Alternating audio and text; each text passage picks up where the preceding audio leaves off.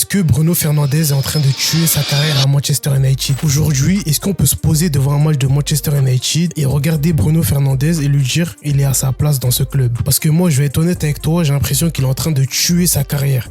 Pas parce qu'il est nul, mais parce qu'il est trop fort pour ce Manchester-là. On parle d'un poteau que depuis qu'il est arrivé en 2020, c'est le joueur le plus décisif de Manchester United. Plus de 150 goals assists, capitaine, titulaire indiscutable.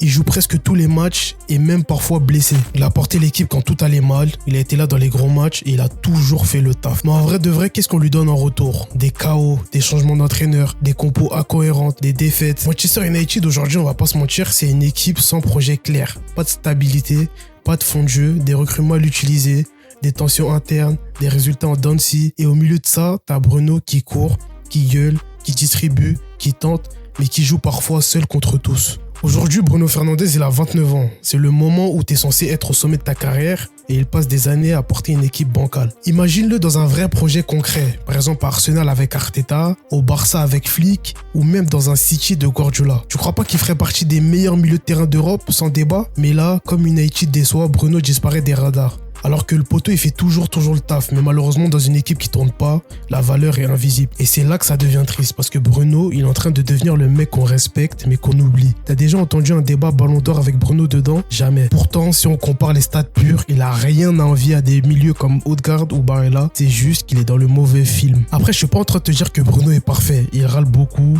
Il tente des trucs impossibles parfois.